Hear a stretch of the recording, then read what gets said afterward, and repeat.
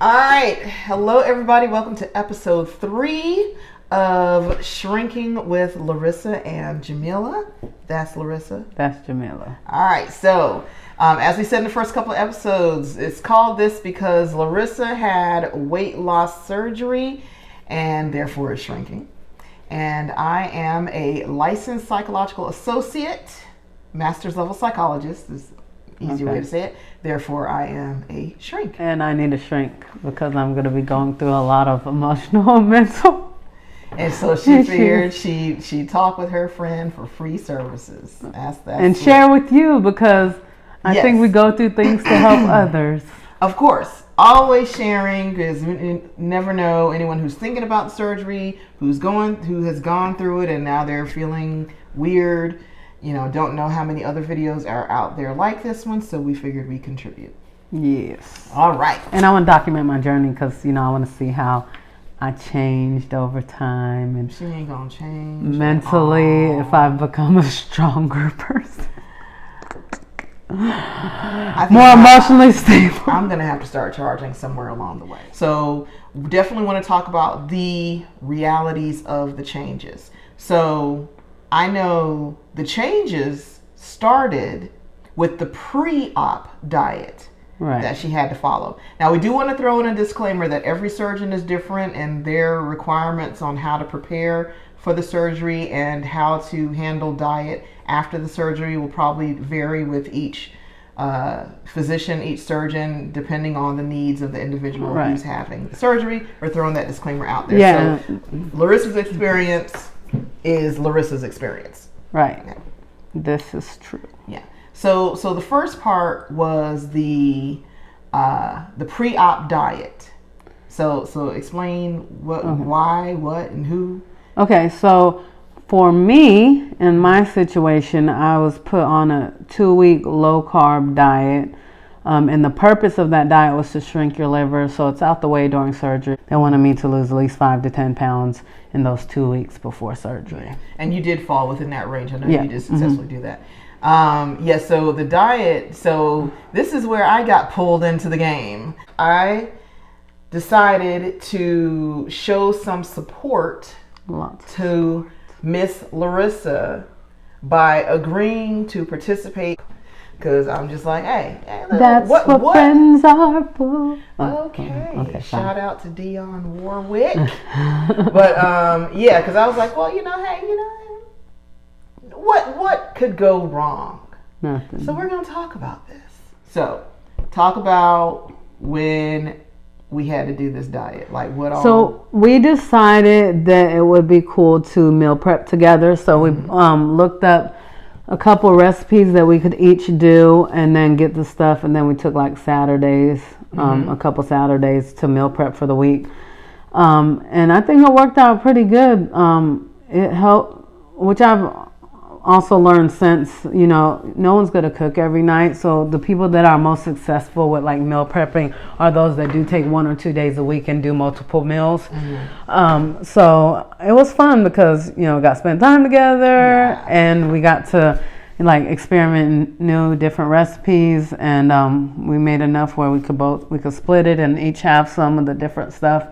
And I think it really did aid to my success having stuff already ready because I'm a go person, and a lot of us are and real busy in life. So having that prepared stuff to grab with us, have with us, is definitely always gonna be a positive thing because it prevents you from going to make bad decisions. So the good thing about this process, one thing that I liked, and I'm just gonna give you a compliment. So hang on to your hats. I'm gonna give you a compliment. So the one thing that I really liked about Larissa in this process is that she truly embraced it. Like, she didn't mourn over it, she didn't complain. We looking up the recipes, excited, finding the proper ingredients and just really going in with both feet to make sure she had her meals prepared and had everything in order. Now so now the cooking part's fun and all that, but the actual eating experience, like, this is all you're eating for 2 weeks. Like, these various recipes, great and wonderful, but like practically zero carb. Right. Really low. How'd that feel? You know, at first it's a little bit of a crash because we are so like the American way of eating is like very carb heavy. So you rely on those carbs for energy. But after the first few days, I mean, you get a headache a little bit, but after that, it's like you do start feeling better. You feel less bloated because you're not having those heavy carbs and less foggy brained actually. So I did feel good eating that way, but it ended up not being that bad. And of course, having an accountability partner helps big time. Yeah, I'm gonna tell you what. I'm the biggest liar in the world. You was cheating the whole time? No, not the whole time. But not the whole time. All right, let me tell you. So for someone, and I think the difference is obviously. You know, Larissa had stop looking at me. Larissa had the motivation of I'm getting ready to go into surgery. And I was not trying to mess that up. Right, exactly. So I think, and I think had I been in the same position, that would have been an added thing for me. Mm-hmm. But she's right. Those first few days was horrible. Okay, I'm just gonna say for me, for someone, yes, it's very healthy. It was plenty of food, but yeah, that absence of the carb. I don't know, that absence of that thing that sticks to you. I guess I don't know. You gotta eat really frequently. Because I was just exactly. You like have to eat every 2 to 3 hours, and you get so sick of eating. I know I cheated twice. I know I did. So one time I cheated with oatmeal. To have a bowl of oatmeal. I couldn't stand it. I needed some oatmeal. This is so terrible. And then the second time with the fried chicken, but I pulled the skin off. And now the thing is, I will say the oatmeal wasn't so bad. Right. But eating that chicken, I guess the way it was prepared, even without eating the skin, like I was sick. Yeah. And I noticed I couldn't eat as much. Like normally I get like a 2-piece, but I could maybe only get through one. Mm-hmm. So I did notice that kind of my food tolerance was it's like your stomach is shrinking. You know, I was sick. So I learned my lesson on that one. I wasn't going to tell her till after everything was over because I didn't want her to be discouraged. You know, I wanted her to feel like, you know, things was going well. So I'm over here dying on my side. Trying to be a good supportive friend in a corner sneaking oatmeal. But oatmeal I might let you pass on. The fried chicken, that's what you get. But yeah, for the most part, I did adhere to the diet for the 2 weeks, and it is good. But you do go through that weird kind of energy shift, right. You know, in the beginning, just knocking those carbs out of your diet so drastically. Like we didn't really have much of a lead in. Right. And so yeah, that's that. Mm. Let's talk about day 1, week 1, as far as your diet requirements post surgery. Okay. So what was the first? So after so you know, had the surgery, mm-hmm. And I mean, the first 24 hour stuff, y'all, I'm not even gonna lie. The first week I really had no appetite, which is good because you can't eat anything anyway, but you are on clear liquids and they do want you to meet a liquid requirement. I think it was like 64 ounces. A day. Yeah. And I did not. Like, it was really hard to reach that just because you don't have an appetite and you just...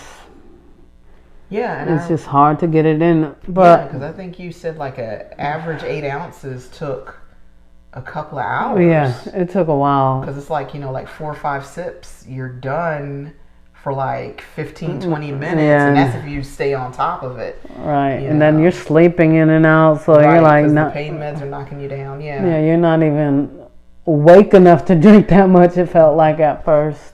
Yeah. But it did get better. Mm-hmm. You know, I did the best I could. I would usually hit between about 40-ish the first mm-hmm. week, really. Mm-hmm. Towards the end, I might have hit 60. Now, I average probably about, I'll still say around between 55 and 60. Mm-hmm. But now I also have that protein goal. Starting the second week, you do full liquids. And mm-hmm. You have to hit a protein goal of at least 60 grams, which that is very difficult when you're not really eating and just drinking. There's only so much protein shakes you can like tolerate. Crazy part is I was going to talk about that first week weight loss. Yes. Oh my gosh. Yeah, and this is different for everyone as well. For me, I lost like 25 pounds in the first week. Yeah. I'm sure some of it was the stomach they removed, probably 3 or 4 pounds. I'm sure some of it was water weight, probably 5 pounds. But the rest must have not been, because you got to think your body is going through a severe calorie deficit. Okay. Yeah. Depending on how heavy you are, your resting metabolic rate is different. I'm a big girl. My resting metabolic rate is probably like 2,300 calories or something ridiculous. That means what my body needs just to maintain my weight and just normal body processes. You go from that to like 300 calories. I mean, you're gonna or less. You're gonna have to lose weight. What else are you gonna do? At first, your body's gonna hold on to everything. It might stall, which that's normal. And then you're also healing from surgery. You got inflammation. You got body went in total shock. But yeah, 25 pounds in the first week. It was crazy. Yeah. I'm down like 31 as of today. So first week was clear liquid. Second week was full liquid, and now you're into foods. Yes, soft. So soft foods and purees. I'm able to tolerate some different foods like that. Thin smoked salmon that you could put on bread. It's soft, so I'm able to tolerate that. I've been able to tolerate different fishes.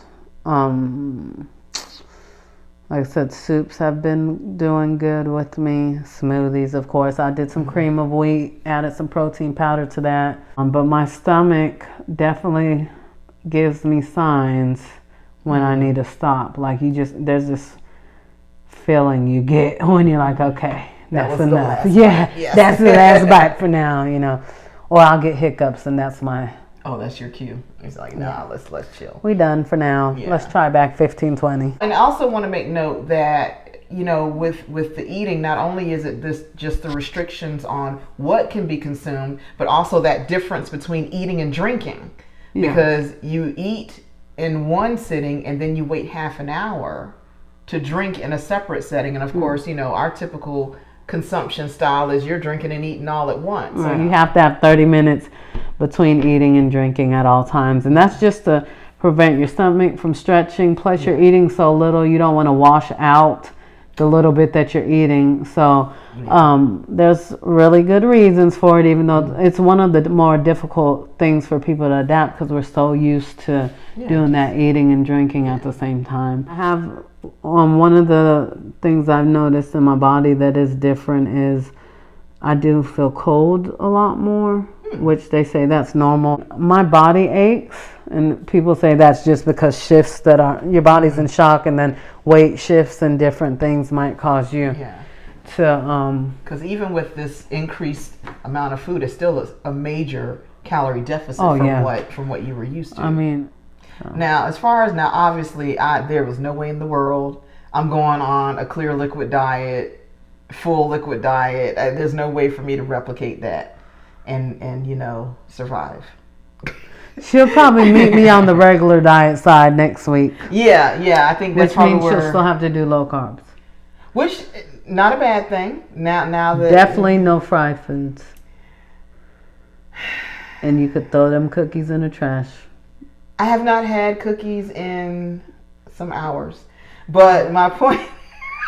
I'm kidding. But thank you for joining us for this episode of Shrinking with Larissa and Jamila.